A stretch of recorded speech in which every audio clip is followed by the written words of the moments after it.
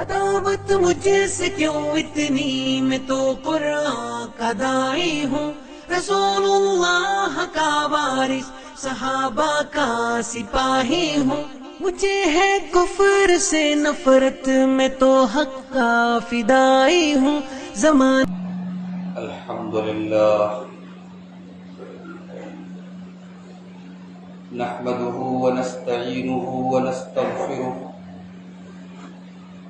ونعوذ بالله من شرور أنفسنا ومن سيئات أعمالنا، من يهده الله فلا مضل له ومن يضلل فلا هادي له، وأشهد أن لا إله إلا الله وحده لا شريك له، وأشهد أن محمدا عبده ورسوله،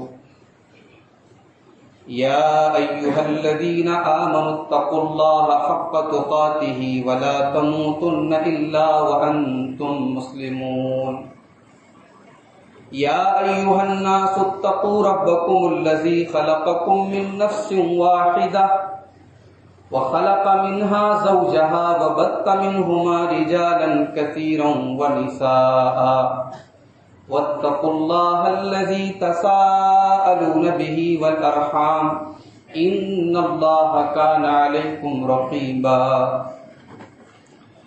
يا أيها الذين آمنوا اتقوا الله وقولوا قولا سديدا يصلح لكم أعمالكم ويغفر لكم ذنوبكم، ومن يطع الله ورسوله فقد فاز فوزا عظيما، أما بعد فإن خير الحديث كتاب الله، وخير الهدي هدي محمد صلى الله عليه وسلم، وشر الأمور محدثاتها وكل محدثة بدعة وكل بدعة ضلالة وكل ضلالة في النار۔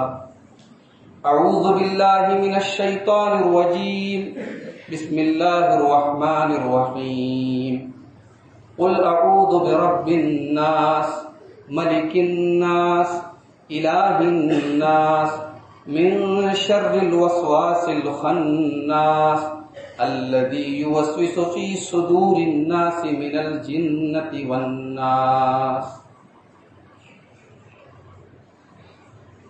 حاضرین جمعہ، پچھلے 2-3 دنوں کے اندر ہم نے اپنے آس پاس کئی لوگوں کی موت کی خبریں سنی، ہم نے اپنے عزیزوں کو مٹی دی، قبرستان لے جا کے ان کو دفن کیا۔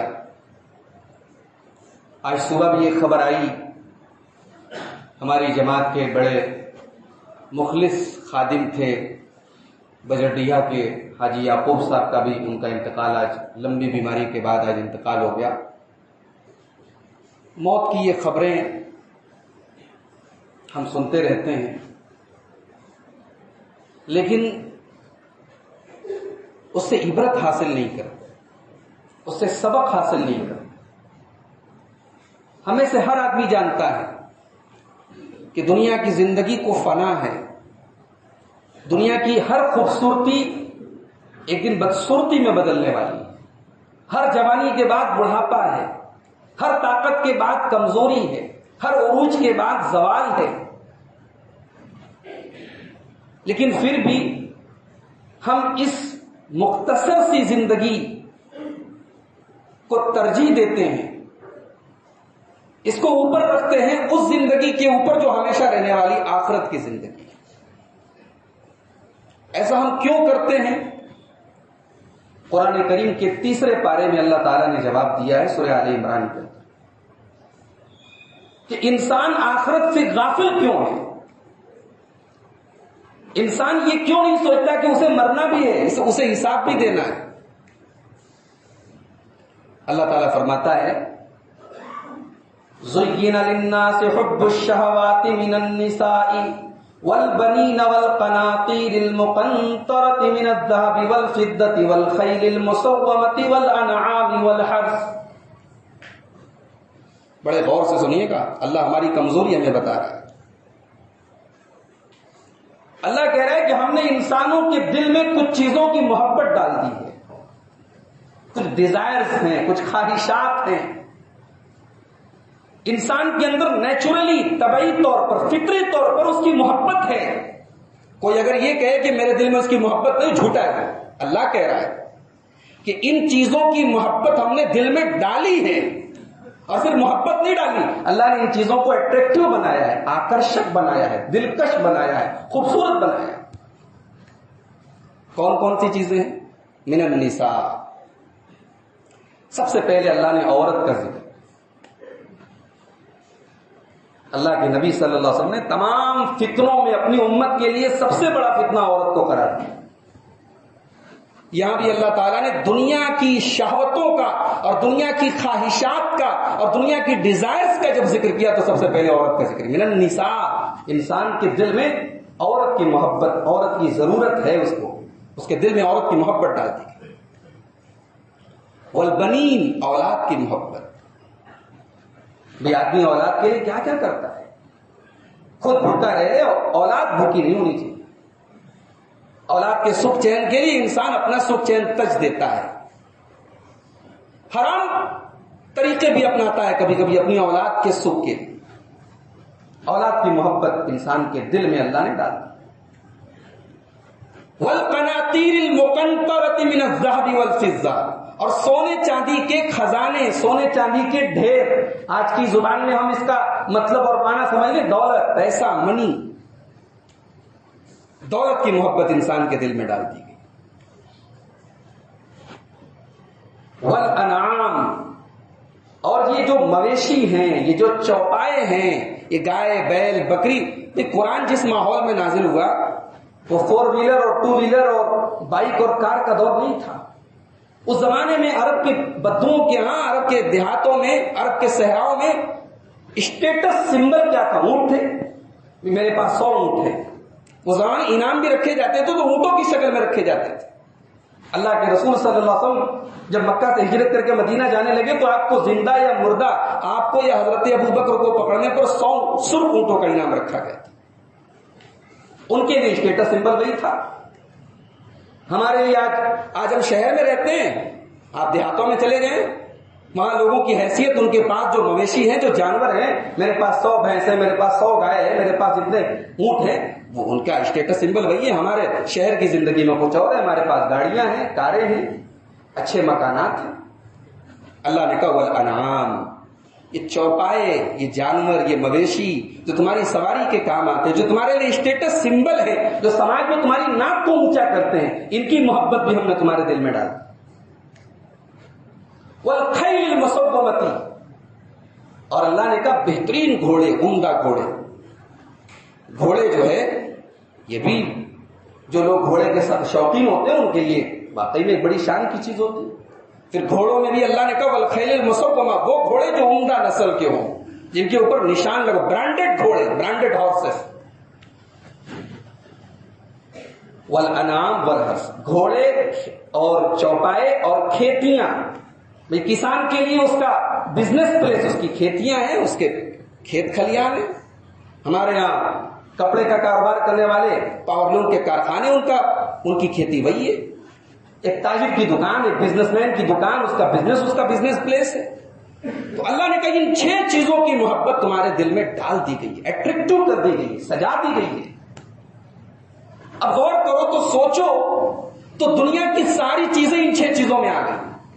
جن چیزوں کے لیے ہم کٹتے مرتے ہیں نا، خون پسینہ ایک کرتے ہیں، حرام حلال ایک کرتے ہیں، دن رات بے چین رہتے ہیں، ان تمام چیزوں کو غور کرو تو ان 6 چیزوں کی کیٹیگری میں وہ آتی ہیں. من النساء والبنین والقناطیر المقنطرۃ من الذهب والفضة والخیل المسومۃ والانعام والحرث، ان 6 چیزوں میں سب آ جاتی ہے. اللہ نے ان 6 چیزوں کا ذکر کر کے کہا ذالک متاع الحیات الدنیا. میرے بندو، یہ جو 6 چیزوں پہ تم مرے جا رہے ہو نا، یہ تو دنیا کی متاع ہے. متاع کا مطلب کیا ہوتا ہے؟ اہل علم کہتے ہیں کہ متاع اس چیز کو کہتے ہیں جس سے کچھ وقت تک فائدہ اٹھائیں، جو تھوڑی سی ہو، جو کوانٹٹی میں بھی کم ہو اور جس کی لمٹ بھی بہت کم۔ اللہ نے دنیا کی ساری دولت کو، دنیا کی ساری چیزوں کو متاع کہا، ذالک متاع الحیات الدنیا، یہ تو چند دنوں کی چیز ہے۔ عورت اپنی خوبصورتی پہ ناز کرتی ہے، ایک وقت ایسا آتا ہے اس کو کوئی، اس کے چہرے کی رنگت، اس کی خوبصورتی، اس کا سراپا سب ختم ہو جاتا ہے۔ انسان اپنی جوانی میں اپنے دست و بازو بھی اکڑتا ہے، ایک وقت ایسا آتا ہے لوگ اس کو سہارا دے کے چلتے ہیں۔ انسان اپنی دولت پہ اتراتا ہے، ایک وقت ایسا آتا ہے دوسروں کے سامنے ہاتھ پھیلانے پہ مجبور ہو جاتا ہے۔ کہ کس چیز پر آپ پکڑتے ہیں، کس چیز پر آپ تکبر کرتے ہیں؟ ذالک متاع الحیات الدنیا، اللہ نے کہا یہ دنیا کی چند دنوں تک کے فائدہ اٹھانے کی چیز ہے۔ واللہ عندہ حسن المآب، میرے بندو تم دنیا کی ان چیزوں کے پیچھے پڑ کے آخرت کو بھول گئے۔ اللہ کے پاس جو تمہارا ٹھکانہ ہے، جو جنت اللہ نے تمہارے لیے تیار کر کے رکھی ہے، جو سب سے بہترین لوٹ کر کے جانے کی جگہ ہے، جو سب سے بہترین ٹھکانہ ہے، جہاں فنا نہیں ہے، جہاں زوال نہیں ہے، جہاں جو ملے گا وہ اعلیٰ کوالٹی کا ملے گا۔ جنت میں کوئی چیز ادنا نہیں ہے، جنت کی ہر چیز اعلیٰ کوالٹی کی ہے۔ ہم لوگ جنت کے بارے میں جب قرآن حدیث میں پڑھتے ہیں نا تو ہمیں لگتا ہے کہ جنت ایسی ہوگی، جنت کی حوریں ایسی ہوں گی، جنت کی نہریں ایسی ہوں گی، جنت کے باغات ایسے ہوں گے۔ بھائی صاحب وہ جنت کے بارے میں جتنا ہمیں بتایا گیا وہ ہماری سمجھ اور ہماری عقل اور ہمارے سینس کو سامنے رکھ کر کے بتایا گیا ہے، ورنہ جنت ہمارے سینس اور ہماری عقل اور ہماری سمجھ کے پرے ہے۔ اللہ کے رسول صلی اللہ علیہ وسلم فرماتے ہیں، حدیث قدسی کے الفاظ ہیں، اللہ تعالیٰ کہتا ہے کہ جنت میں نے اپنے بندوں کے لیے وہ تیار کیا ہے جو کسی بندے کی آنکھوں نے دیکھا نہیں، مالا عین رات، کسی بندے نے دیکھا نہیں، ولا اذن سمعت، کسی کان نے سنا نہیں، ولا خطر علی قلب بشر، اور کسی دل میں اس کا خیال بھی نہیں ہو سکتا۔ تو بھائیوں موت سے عبرت حاصل کرو۔ کبھی کبھی قبرستان جب ہم جائیں اپنے عزیزوں کو مٹی دیں تو ہم سوچیں اسی مٹی میں ہمیں آنا ہے، یہ حال ہمارا بھی ہونا ہے، اس کفن میں ہمیں بھی لپیٹا جائے گا، ہمیں بھی دوسرے لوگ نہلائیں گے، ہمارے بھی انتقال کی خبریں عام ہوں گی۔ اس دن کے بعد پھر ہمارے کنٹرول میں کچھ نہیں ہے۔ موت کو وفات کہا جاتا ہے۔ وفات کا کیا مطلب ہوتا ہے؟ وفات کا مطلب ہوتا ہے پورا کوئی چیز قبضے میں لے لینا۔ ہم لوگ بولتے ہیں نا فلاں کی وفات ہو گئی، بھائی وفات کیوں ہو گئی؟ موت آتے ہی ہمارا سب کچھ اللہ کے قبضے میں چلا گیا۔ جب تک زندہ تھے، چلتے تھے، کھاتے تھے، پھرتے تھے، سوچتے تھے، سمجھتے تھے، کنٹرول تھا، اختیار تھا۔ اب موت کے بعد کوئی اختیار نہیں، اب ہل نہیں سکتے اپنی جگہ سے، اپنی آنکھ نہیں بند کر سکتے، اپنے انگوٹھے کی انگلی کو حرکت نہیں دے سکتے، اپنے ہونٹ نہیں بند کر سکتے، اتنے مجبور ہو گئے، اتنے بے بس ہو گئے۔ تو ہمیں اور آپ کو اس ماحول میں جبکہ ہم موت کی خبریں برابر سن رہے ہیں، ہمیں اور آپ کو موت کے تعلق سے یہ بات یاد رکھنی چاہیے، دنیا کی رنگینیوں میں پڑھ کر کے آخرت کو نہ بھولیں۔ پچھلے خطبہ جمعہ میں ہم تذکرہ کر رہے تھے معوذتین کا، قرآن کریم کی وہ دو صورتیں جو ہمیں اللہ کی پناہ میں لے کے جاتی ہیں، اور جن دو صورتوں پر اللہ تعالیٰ نے قرآن کا اینڈ کیا ہے، قرآن کو ختم کیا ہے، جو قرآن کی 113 اور 114 نمبر کی صورت ہے، اس میں سے سورہ فلق کا ترجمہ اور اس کی مختصر سی تفسیر پچھلے خطبہ جمعہ میں آپ کے سامنے پیش ہوئی تھی۔ آج میں چاہتا ہوں کہ سورہ ناس کے متعلق کچھ باتیں آپ کے سامنے بیان کروں۔ سورہ فلق میں ہم نے کیا پڑھا؟ ہم نے پڑھا کہ قل اعوذ برب الفلق، اے نبی آپ کہہ دیجیے میں پناہ طلب کرتا ہوں صبح کے رب کی۔ وہاں اللہ تعالیٰ کی ایک صفت بیان کی کہ وہ صبح کا رب ہے۔ پھر ہم نے 4 چیزوں سے اللہ کی پناہ مانگی، من شر ما خلق، میں پناہ طلب کرتا ہوں اللہ کی ہر اس چیز کے شر سے جو اللہ نے پیدا کیا، ومن شر غاسق اذا وقب ومن شر النفاثات فی العقد ومن شر حاسد اذا حسد، رات کی تاریکی سے میں اللہ کی پناہ چاہتا ہوں جب رات چھا جائے، اور گروہوں میں پھونکنے والے جادوگروں کے جادو کے شر سے میں پناہ طلب کرتا ہوں جو گروہوں میں پھونکا کرتے ہیں، اور میں حسد کرنے والے کے حسد سے اللہ کی پناہ طلب کرتا ہوں جب وہ حسد کرتے۔ تو سورہ فلق میں اللہ کی ایک صفت بیان کی گئی اور 4 چیزوں سے اللہ کی پناہ طلب کی گئی۔ سورہ ناس کا انداز الگ ہے۔ سورہ ناس میں پہلے اللہ کی 3 صفتیں بیان کی گئی، قل اعوذ برب الناس ملک الناس الہ الناس، اے نبی آپ کہہ دیجئے میں پناہ چاہتا ہوں لوگوں کے رب کی، بھئی رب کس کو کہتے ہیں؟ پالنے والے کو. عربی میں مالک کو بھی رب کہتے ہیں. مکان مالک کو عربی میں رب المال کہتے ہیں, رب البیت کہتے ہیں. مال کے مالک کو رب المال کہتے ہیں. تو رب کے معنی مالک ہوتا ہے. تو کہہ دیجئے اے نبی میں پناہ طلب کرتا ہوں لوگوں کے رب کی, لوگوں کے مالک کی. ملک الناس لوگوں کے بادشاہ, الہ الناس لوگوں کے معبود کی. اب یہاں اللہ تعالیٰ کی 3 صفتیں بیان کی, رب الناس, ملک الناس, الہ الناس. وہ لوگوں کا رب بھی ہے, وہ لوگوں کا بادشاہ بھی ہے, وہ لوگوں کا معبود بھی ہے. سوال یہ پیدا ہوتا ہے, قرآن ختم ہو رہا ہے, قرآن کی آخری صورت ہے, ہم اللہ سے پناہ طلب کر رہے ہیں, استعاذہ کر رہے ہیں, تو اللہ تعالیٰ نے اپنے بہت سارے صفات میں انہی 3 صفات کو کیوں جمع کیا؟ یہاں پہ رب الناس, ملک الناس, الہ الناس, یہی 3 صفتیں کیوں لائی گئی؟ آئیے اس پر غور کرتے ہیں.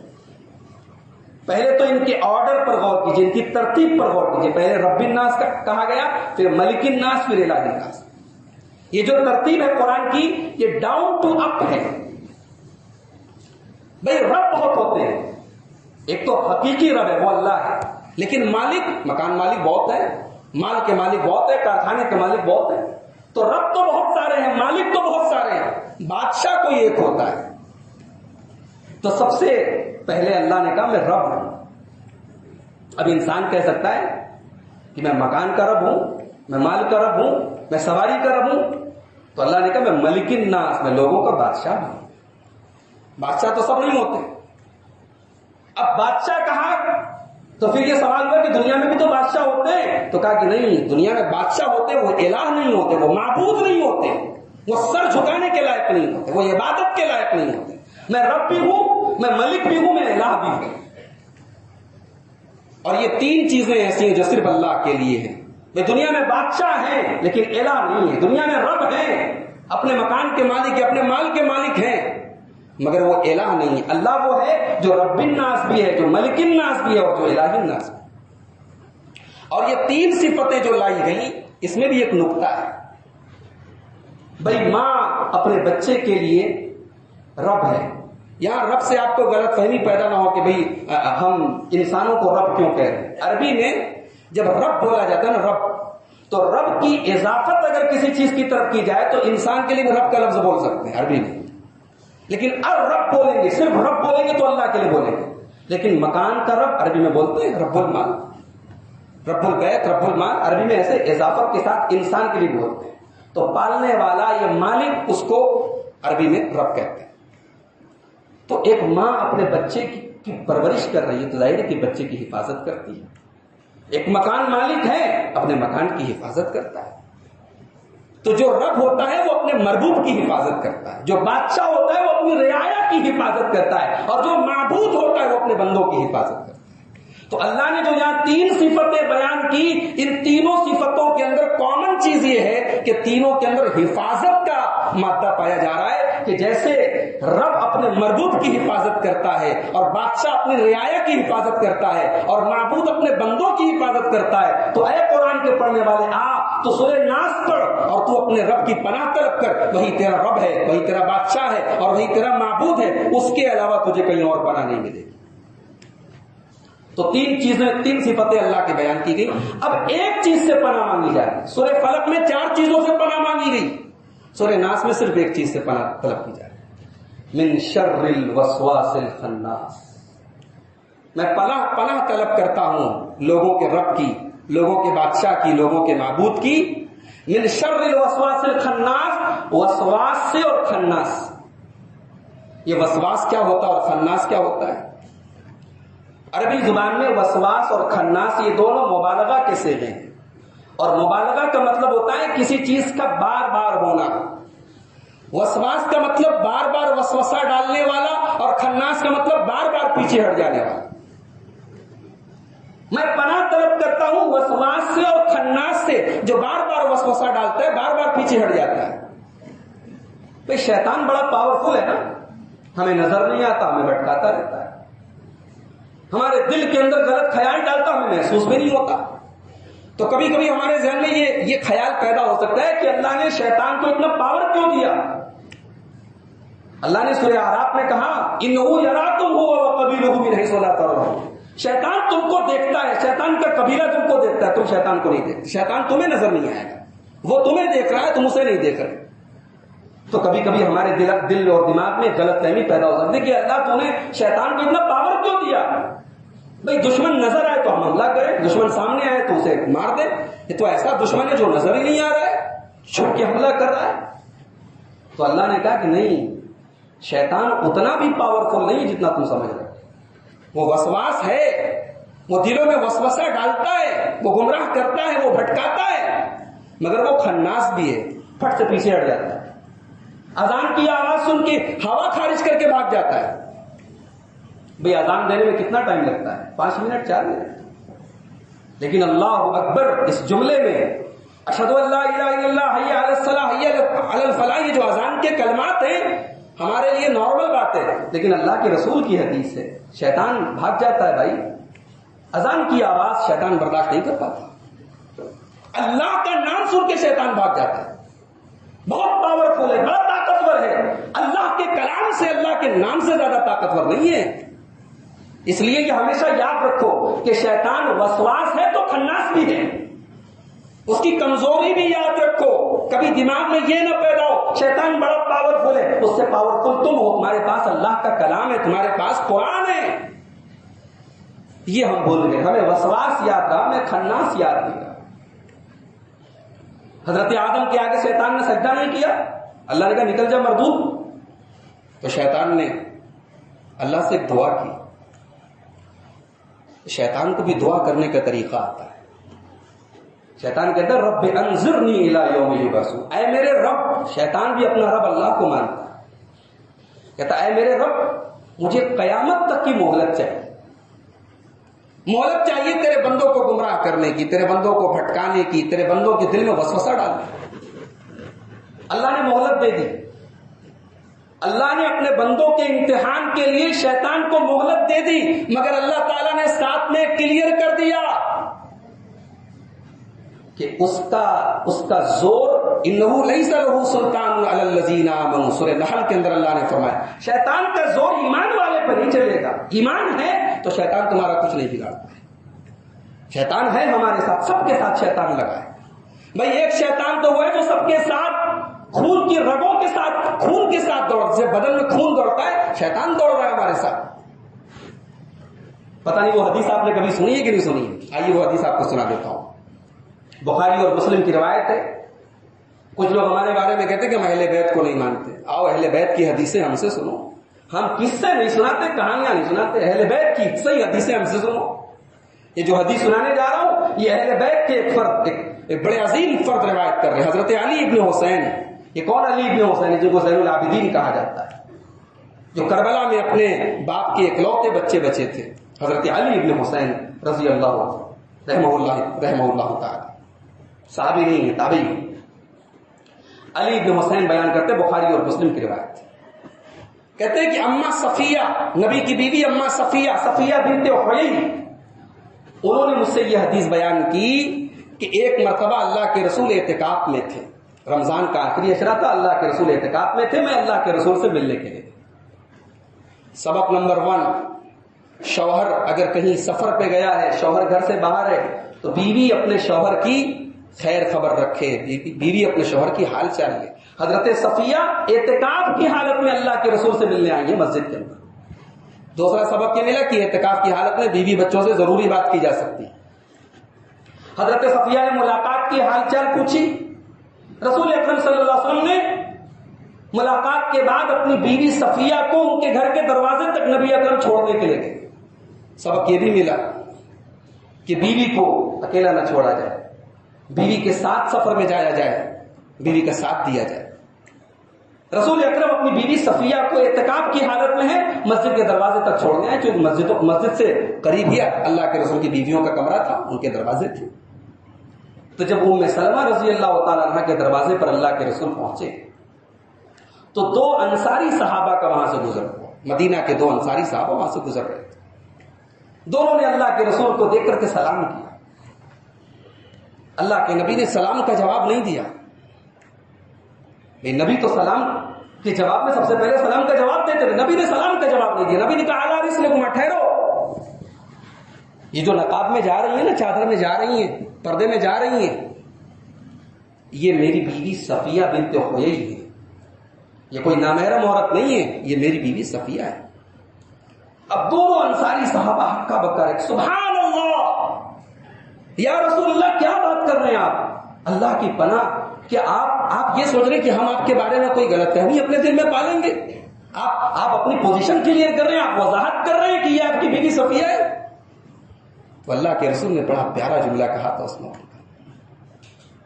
کہا تھا کہ ہاں میں وضاحت اس لیے کر رہا ہوں کہ کہیں شیطان تمہارے دل میں کوئی غلط خیال نہ ڈالتا. فَإِنَّ الشَّيْطَانَ يَجْرِي مِنَ الدَّمِ یجری من الانسان مجرى الدم، اس لیے کہ شیطان انسان کے جسم میں ویسے ہی دوڑتا ہے جیسے خون دوڑتا ہے. تو ایک شیطان وہ ہے جو ہم سب کے ساتھ لگا ہوا ہے، جس کو قرآن و حدیث میں کرین کہا گیا. کرین، کمپینین، وہ ہمیشہ ہمارے ساتھ رہتا ہے. بلکہ صحیح مسلم کی روایت میں تو یہاں تک موجود ہے کہ اللہ کے رسول نے صحابہ سے کہا کہ ہر آدمی کے ساتھ ایک شیطان لگا ہوا ہے. تو صحابہ نے کہا کہ اللہ کے رسول کیا آپ کے ساتھ بھی شیطان لگا ہوا ہے؟ کہا کہ ہاں میرے ساتھ بھی ایک شیطان لگا ہوا ہے، لیکن میرے ساتھ جو شیطان لگا ہے، جو جن لگا ہے، اسے اللہ تعالیٰ نے میرے کنٹرول میں کر دیا ہے. وہ مسلمان ہو چکا ہے، وہ مجھے کسی غلط چیز کا حکم نہیں دے سکتا، وہ بھلائی کا حکم دیتا ہے. تو وسواس اور خناس، وسوسہ ڈالنے والے اور پیچھے ہٹ جانے والے. شیطان وسوسہ بھی ڈالتا ہے، گمراہ بھی کرتا ہے، بھٹکاتا بھی ہے. اللہ کا نام لو تو پیچھے ہٹ جاتا ہے. ایک صحابی اللہ کے رسول کے ساتھ سواری پہ جا رہے تھے. اچانک سواری کا پیر پھسلا، صحابی کے منہ سے نکلا تئیس الشیطان، شیطان کا ستیہ ناش ہو. تو اللہ کے رسول نے منع کیا، کہا شیطان کا بھاؤ مت بڑھاؤ. یہ جو تم کہہ رہے ہو تئیس الشیطان، شیطان ہلاک ہو جائے، شیطان کا ستیہ ناش ہو جائے، تم شیطان کا بھاؤ بڑھا رہے ہو. تم نے شیطان کا نام لیا، شیطان پھول کے کپا ہو گیا، پھول کے بھاؤ ہو گیا. جب بھی تمہارے ساتھ کوئی ایکسیڈنٹ ہو، کوئی حادثہ ہو، بسم اللہ پڑھا کرو. یہ ابو داؤد کی صحیح روایت پڑھو. نبی نے صحابی سے کہا کہ جب بھی تمہارے ساتھ کوئی حادثہ ہو، بسم اللہ پڑھا کرو، شیطان کا نام مت لو. بسم اللہ پڑھو گے شیطان چھوٹا ہو جائے گا، شیطان کا نام لو گے شیطان بڑا ہو جائے گا. تو وسواس ہے اور خناس ہے. الذی یوسوس فی صدور الناس، اس کا کام کیا ہے؟ لوگوں کے سینوں میں وسوسہ ڈالتا ہے. سینہ اس کو کہتے ہیں جو ہمارا اوپر کا حصہ ہے. اللہ نے یہ نہیں کہا شیطان دل میں وسوسہ ڈالتا ہے. شیطان کی اتنی اوقات نہیں وہ دل تک چلا جائے. دل میں اگر ایمان ہے شیطان دل میں نہیں جائے گا، وہ گیٹ پر رہتا ہے، سینے کے آس پاس مٹراتا ہے. اس کے وسوسے دل تک تب جاتے ہیں جب ہمارے دل کے اندر کمزوری ہو، جب اندر کوئی کمزوری ہو، تب شیطان کا وسوسہ اندر انٹری کرتا ہے. ورنہ فی صدور الناس کہا، شیطان لوگوں کے دلوں میں نہیں جاتا، لوگوں کے سینوں میں وسوسہ ڈالتا ہے. من الجنۃ والناس. اور یہ جو شیطان وسوسہ ڈالتا ہے یہ جنات میں سے بھی ہوتا ہے اور انسان میں سے بھی ہوتا ہے. بھائی صرف جنات نہیں بھٹکاتے، انسان بھی بھٹکاتے ہیں. ہمارے نوجوانوں کو آج انسانوں میں جو شیطان ہے وہ زیادہ گمراہ کر رہے ہیں. فیس بک ہے، انسٹاگرام ہے، سوشل میڈیا ہے، ہمارا نوجوان طبقہ چلا رہا ہے، اور اس موبائل کے اور اس سوشل میڈیا کے ذریعے وہ کیا کیا کر رہا ہے. ہماری نوجوان لڑکیاں، ان کے دماغ میں کیسے بے حیائی کا زہر دھیرے دھیرے پھیلایا جا رہا ہے. ہاں ایسے کپڑے بھی تم پہن سکتی ہو، چلتا ہے، یہ کام بھی تم کر سکتی ہو، اس میں کوئی حرج نہیں، یہ عام بات ہے. دیکھو یہ ٹک ٹاک پہ چل رہا ہے، فیس بک پہ چل رہا ہے، واٹس ایپ پہ چل رہا ہے. بہت بڑے بڑے گناہ ہیں جس کو آج سوشل میڈیا نے چھوٹا کر دیا. ہمارے نوجوانوں کے دل میں اس گناہ کے گناہ ہونے کا احساس ختم ہو گیا. آج محلے میں کوئی گھر نہیں، کوئی خاندان نہیں، کوئی نوجوان لڑکا ایسا نہیں جو ان گندگیوں سے بچ گیا ہو، الا ماشاء اللہ. تو شیطان جو ہوتے ہیں نا، جو وسوسہ ڈالنے والے، وہ اللہ نے کہا صرف جنات میں نہیں ہوتے، انسانوں میں بھی ہوتے ہیں. آج فیس بک، سوشل میڈیا، پب جی گیم، ان تمام چیزوں کے ذریعے جو انسانوں کے اندر شیاطین ہیں وہ ہمارے نوجوانوں کو بدکاری کے راستے پہ لے کے جا رہے ہیں، وہ نشے کی طرف لے کے جا رہے ہیں، وہ بے حیائی کی طرف لے کے جا رہے ہیں. تو سورہ ناس کو اپنی زندگی کا معمول بنائے. شیطان کے وسوسے سے بچنا ہے تو 3 کام نوٹ کر لو، یہ جمعہ کے خطبے کا خلاصہ ہے. شیطان کا وسوسہ اتنی خطرناک چیز ہے کہ قرآن ختم ہو رہا ہے، آخری سورت ہے قرآن کی 114 نمبر کی سورت ہے، اللہ نے سورہ ناس میں پناہ طلب کروائی اپنے بندے سے شیطان سے. اور اسی لیے علماء کہتے ہیں کہ قرآن کی آخری سورت سورہ ناس کیوں ہے, سورہ فلق کیوں ہے؟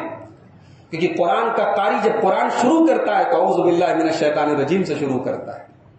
قرآن شروع کر رہا ہے تو اللہ کی پناہ طلب کر رہا ہے شیطانی مردوں سے, اور جب قرآن ختم کر رہا ہے تو قل اعوذ برب الفلق اور قل اعوذ برب الناس پر ختم کر رہا ہے. سبق یہ ملا کہ اے قرآن کے قاری, ہم نے تجھے دونوں طرف سے سیف کر دیا. تیرے قرآن پڑھنے کا آغاز اعوذ باللہ من الشیطان الرجیم سے ہوا, اور تیرے قرآن پڑھنے کا اختتام اور اس کا خاتمہ سورہ فلق اور سورہ ناس پر ہوا. تو دونوں طرف سے اللہ کی پناہ میں آ گیا, تو شیطان سے بچ گئے.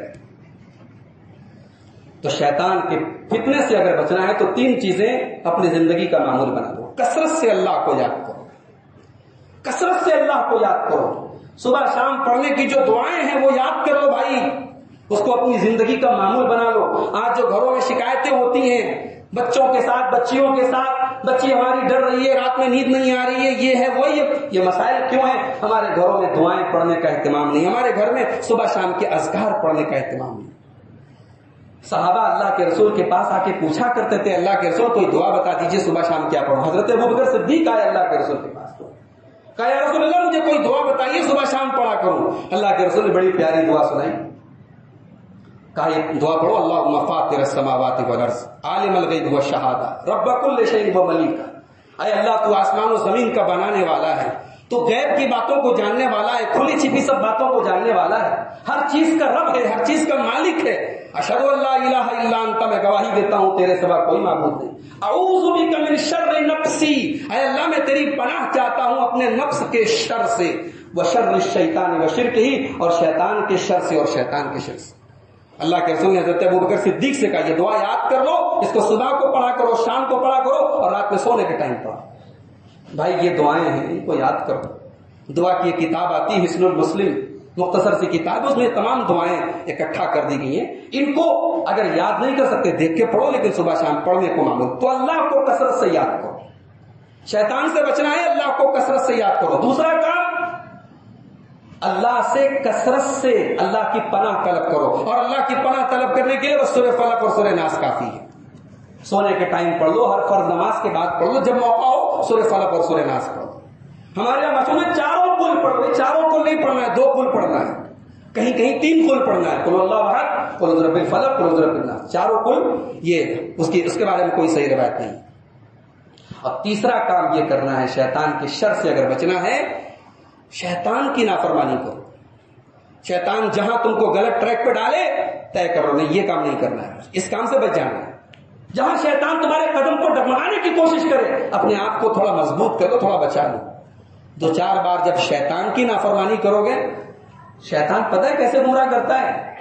وقت ختم ہو گیا, معذرت چاہتا ہوں آپ سے, زیادہ لے لیا وقت میں نے, آخری بات بیان کر رہا ہوں. شیطان کیسے گمراہ کرتا ہے؟ سب سے پہلے ایمان پر حملہ کرتا ہے. چاہتا ہے آدمی مشرک ہو جائے, شرک کر دے, ایمان ختم ہو جائے. اگر ایمان پر حملہ نہیں کر پایا, شرک نہیں کروا پایا, مزاروں پہ سجدے نہیں کروا پایا, حرام کام نہیں کروا پایا, تو شیطان کا دوسرا حملہ یہ ہوتا ہے, وہ گناہ کے کام کرواتا ہے, چوری کرواتا ہے, شراب پلواتا ہے, نشہ کرواتا ہے, زنا کرواتا ہے. اچھا اگر کوئی اللہ کا بندہ ہے, وہ شراب کے قریب نہیں جا رہا, زنا کے قریب نہیں جا رہا, حرام کاموں کے قریب نہیں جا رہا, تو شیطان کا تیسرا وار یہ ہوتا ہے, اسے نیکیوں سے پیچھے کر دیتا ہے, نمازیں چھوڑوا دیتا ہے. نمازوں کی پابندی میں کمی آ گئی, روزوں میں کمی آ گئی, عبادتوں میں کمی آ گئی. اچھا کوئی اللہ کا نیک بندہ ہے, نماز میں کوئی کوتاہی نہیں کر رہا, روزے میں کوئی کوتاہی نہیں کر رہا, فرائض پورے کر رہا ہے, تو شیطان کا اگلا وار ہوتا ہے, وہ عبادت میں ریاکاری ڈال دیتا ہے. نماز پڑھ رہا ہے, اب دکھاوے کے لیے پڑھ رہا ہے, حج کر رہا ہے, دکھاوے کے لیے کر رہا ہے, زکات دے رہا ہے, دکھاوے کے لیے کر رہا ہے. اگر اس سے بھی بچ گیا انسان, ریاکاری بھی نہیں اس کے اندر, تو عبادت کے بعد انسان کے دل میں یہ خیال ڈالتا ہے, تو بہت نیک ہے, اتنی نمازیں پڑھ رہا ہے, رات میں تہجد پڑھ رہا ہے, تیری جنت تو پکی ہے. یہ غرور ڈال دیتا ہے انسان کے اندر. یہ ہے شیطان کی حرکتیں, یہ وسواس بھی ہے اور خناس بھی ہے. آئیے اللہ سے دعا کرے رب العالمین ہم سب کو شیطان کے شر سے پناہ میں رکھے, ہمیں شیطان کے وسوسوں سے پناہ میں رکھے. ہمیں رب العالمین سورہ فلق اور سورہ ناس کے اندر جو سبق دیا گیا ہے, اس سبق کو اپنی زندگی میں اپنانے کی توفیق عطا فرمائے. اللہ تعالیٰ ہم میں سے جو لوگ دنیا سے گئے ہیں جنہیں توحید کا خاتمہ ہوا، اللہ ان سب کی مغفرت فرمائے، ان کی خطاؤں کو درگزر فرمائے، ان کی نیکیوں کو قبول فرمائے۔ رب العالمین ہمیں دنیا میں موت کی اور موت کے بعد کی تیاری کرنے کی توفیق عطا فرمائے۔ جب تک ہم دنیا میں زندہ رہیں اسلام پر زندہ رہیں اور خاتمہ ہم سب کا ایمان پر ہو۔ وآخر دعوانا الحمدللہ الحمد للہ کفا وسلام علی عباده الذین اصطفى اما بعد اعوذ باللہ من الشیطان الرجیم بسم اللہ الرحمن الرحیم ان اللہ وملائکته یصلون علی النبی یا ایھا الذین آمنوا صلوا علیہ وسلموا تسلیما اللهم صل على محمد وعلى آل محمد كما صليت على ابراہیم وعلى آل ابراہیم انك حمید مجید اللهم بارك على محمد وعلى آل محمد كما باركت على ابراہیم وعلى آل ابراہیم انك حمید مجید اللهم اعز الاسلام والمسلمين واذل الشرك والمشركين ودمر اعداء الدين ان الله يأمر بالعدل والاحسان وايتاء ذي القربى وينهى عن الفحشاء والمنكر والبغي يعظكم لعلكم تذكرون